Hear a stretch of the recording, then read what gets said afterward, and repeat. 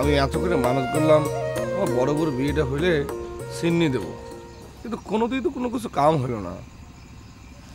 সিন্নিটা তুমি দিয়ে দাও আশিক, মানুষ যখন করিসাও।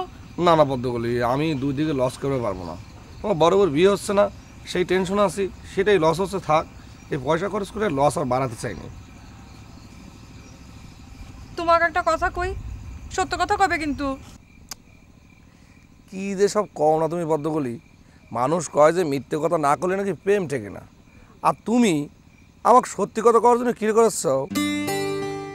ফাজলামো না, তোমাক সিরিয়াস ভাবে কথাটা জিজ্ঞেস করতেছি।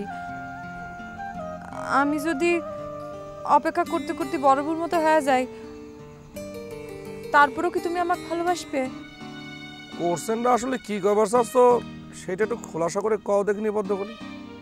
ভালোবাসবো কিনা সেটা জানবার চাও, নাকি তোমাকে বিয়ে করার জন্যে অপেক্ষা থেকে বুড়ো হয়ে যাব সেই কথাটা জিজ্ঞেস করতে চাও? মনে করো দুটোই। না মানে পয়লাটার কথা আমি শিওর দিয়ে করতে পারি তোমাকে আমি ভালোবাসবো। সত্যি কথা কি মানে পরেরটা শিওর দিয়ে করতে পারতেছি। কে খবর পাবে না? তোমার দোস্ত মহসিন তো কমল কলে কথা দিয়েছে, সারা জীবন যদি তার বিয়ে না হয় তাও সে কমলেক ছাড়া বিয়েই করবে না। ওরকম কথা সব মানুষই কয়। কতজন বউয়ের প্রেমে গদগদ হয়ে কয় তুমি যদি কোনোদিন মরে যাও তাহলে জীবনে আর কোনোদিন বিয়েই করবো না। অথচ বউ যদি সত্যি সত্যি মরে যায়, মরে যাওয়ার 40 দিন যাইতে না যদি মনে করো আরেকখান বিয়ে করে গৌ ঘরে তোলে। মহাসিন তো সেই কিসের মানুষ, বুঝছো? হয়েছে, আর কথা কওয়ার লাগবে না। আমি বুঝতে পারিছি আমাকে বিয়ে না করলে তুমি ঠিকই বিয়ে করে ঘর সংসার করবে। আরে বাবা, সাইড লাইনের জিনিস এত বোঝার দরকার কি, আর তা নিয়ে এত মাথা কামানোর দরকার কি? মেইন জিনিস মানে তোমার আমার বিয়ে, এইটা কেমন করে সমাধা করা যায় সেই বিষয়ে এখন মাথা কামানো হচ্ছে আমাদের সবচেয়ে জরুরি কাম, বুঝছো?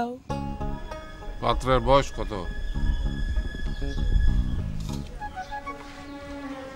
পাত্রের বয়স ঠিকঠাকই আছে ভাইজান। ঠিক আছে কিনা সেটা তো আমি বুঝবো। তোমার কাছে যেটা ঠিক সেটা আমার কাছে ঠিক নাও হইবার পারে। বয়স কত তাই কও। কত আর হবি, ধর নেই 25 30 হইবার পারে। তাহলে ঠিক হলো কি করে?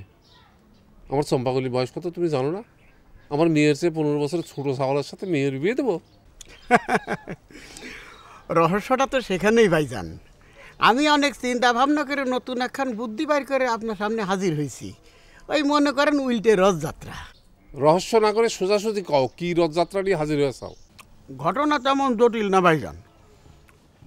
করছিলাম কি এতদিন তো উপরের চেষ্টা করা হলো, এখন ওই নিচের থেকে যদি বিয়ের কাজটা সারতেন, আর সেই জন্যে আমি আপনার এই ছোটো মেয়ে ওই কমল কলির জন্য সম্বন্ধ নিয়ে আসি।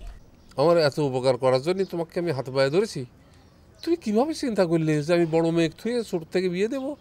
আর এই ধরনের প্রস্তাব আমার সামনে কোনোদিন নিয়ে হাজির করবে না। যাও।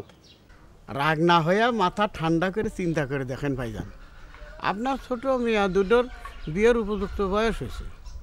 এখন যদি আপনি অবহেলা করেন তাহলে আপনার ছোটো মেয়ে দুটোর ওই বড় মেয়ের অবস্থা হতে পারে। তোমাকে কইছি না আমাকে জ্ঞান দেওয়া লাগবে না।